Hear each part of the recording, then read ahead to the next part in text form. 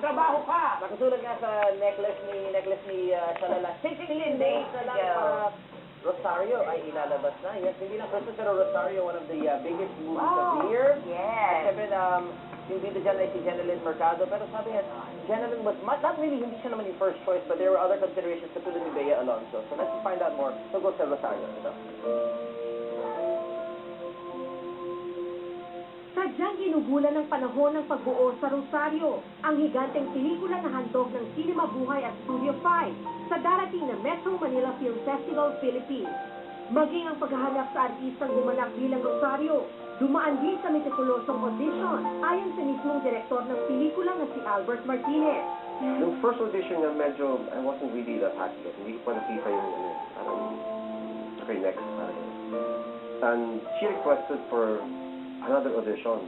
Sabi ko, wow, disarmit yung tao nito. So, we gave her the second audition. Si Jenilyn Mercado ang napili para gumanap sa nasabing papel.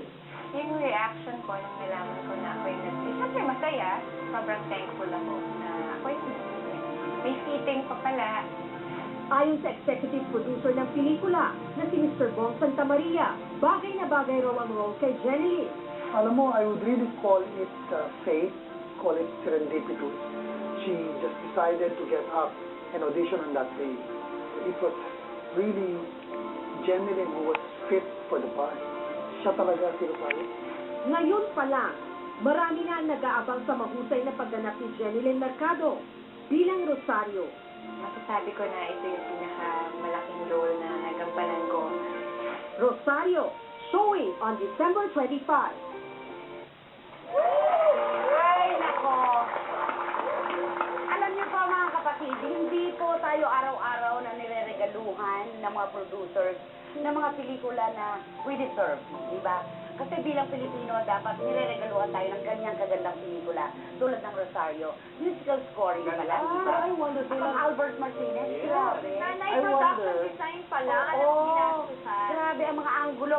Sabi nga nila, si Albert Martinez daw ay pwede na ikumpara. Siya na raw ang Pilipinong director Martin Scorsese. Yeah, Martin Diba? Scorsese. Ang galing-galing.